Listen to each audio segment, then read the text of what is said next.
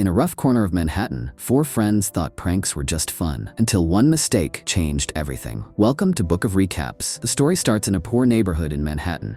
It's a rough place where people struggle, and girls often face mistreatment. But in this area, there are four kids who are really close friends with each other. Their names are Shakespeare, Michael, John, and Tommy. They have this little competition going on about who can pull off the most pranks. One day, Shakespeare and John sneak into the confession room at a church because they think it's fun to hear what people confess. A woman comes in to share her confession, but she notices there are two kids listening on the other side. The priest, Bobby, finds out too. Bobby used to be involved in crime in his past, but he later turned to religion and became a priest. Even so, he still enjoys things like playing basketball and having a drink. He's got a strong bond with Shakespeare, so he takes him aside later and tells him he shouldn't be doing stuff like that. For Shakespeare, though, it's all just a bit of fun. After this, he hears about King Benny, a big-time gangster in the area, and decides to approach him for some work. King Benny hangs out in a bar all the time, running his operations from a private section inside. He offers Shakespeare a job delivering bribes to the police, and in exchange, he pays him well. At first, Shakespeare thinks this gig is pretty simple. But one day, someone threatens him with a gun and takes all his cash. That's when he realizes he needs his friends to help him out, or something bad might happen to him eventually. So he gets together with his buddies, and they all start doing the same job. When Bobby finds out,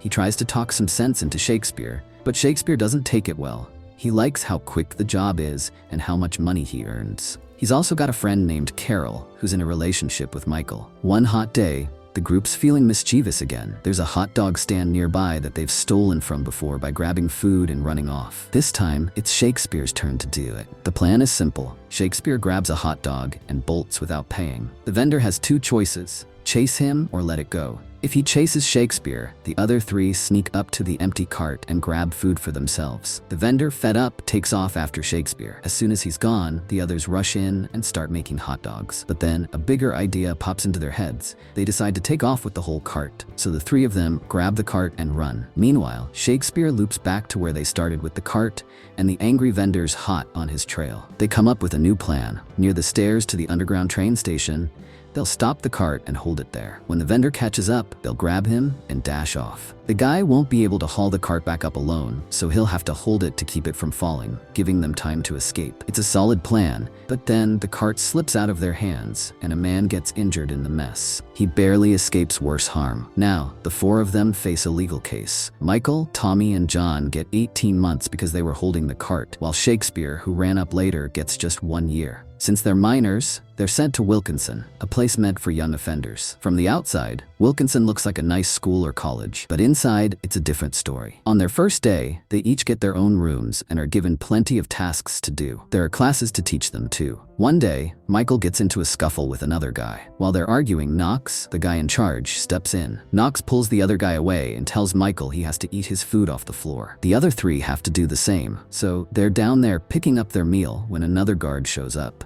saying his shift's starting now. This new guard lifts them up, but Knox doesn't like anyone stepping on his toes, so he decides to get back at them later. That night, he takes the four of them to a basement area and mistreats them terribly, with help from his four guard buddies. This isn't just happening to them, it's a regular thing for all the kids there. No one tells their families because the guards scare them into silence, so it stays hidden. Bobby comes to visit Shakespeare, but Shakespeare doesn't open up about what's going on. In the next scene, we're in an English class where the teachers are trying to educate them, but no one cares. Michael, though, stands out. He's smart and loves reading. He picks up the Count of Monte Cristo and even writes a review about it. When he likes someone, he shares the book with them. One guy asks him what his favorite part is, and Michael says it's when the Count escapes from prison. That tells you what's on Michael's mind. He's desperate to get out of there. Next, we see a football game that happens weekly between the guards and the kids. No matter how well the kids play, they're forced to lose on purpose, or the guards punish them harshly. There's a talented player named Rizzo, but he stays out of the games because skipping them keeps the guards off his back. Shakespeare goes to him, explains their situation,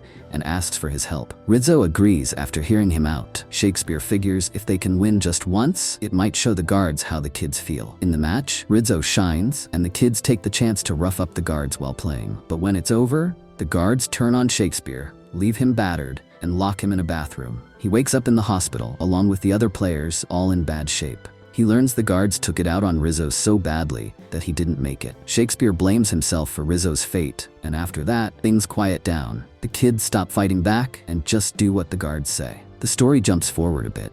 Shakespeare's done with his sentence, but his 3 friends still have a few months left. He wants to get out and help them, but everyone tells him to keep it quiet so no one finds out what's happening. Then we skip ahead many years. They're all free now and grown up. The traumas hit John and Tommy hard. They've turned into serious criminals and have been in and out of jail. Shakespeare's become a journalist, and Michael's a skilled lawyer who finished his law studies a while back. One day, John and Tommy walk into a bar and spot Knox after all these years. He's in rough shape now. Seeing him brings back all their old pain, and in a fit of rage, they shoot him and take his life. They get caught right after, and soon they're behind bars again. Shakespeare goes to see them. They've pleaded not guilty in court, so their case is ongoing. He chats with them, then meets up with Michael. Michael says it's time to settle the score. He's been tracking all the guards for years, gathering proof against them. He's got a file with details on what each one's been up to, and he lays it all out. He tells Shakespeare he'll take the prosecution side against Tommy and John in court, but he'll throw the case on purpose so the defense wins. At first, Shakespeare's hesitant, but he comes around. Michael says they just need a witness willing to say Tommy and John were with them when Knox was killed. They pick Snyder to defend the guys and get King Benny to convince him to take the case. With King Benny's help, most witnesses back off from testifying, but there's one woman who's still ready to speak in court. In the first trial scene, Tommy and John don't know their friends are working against them,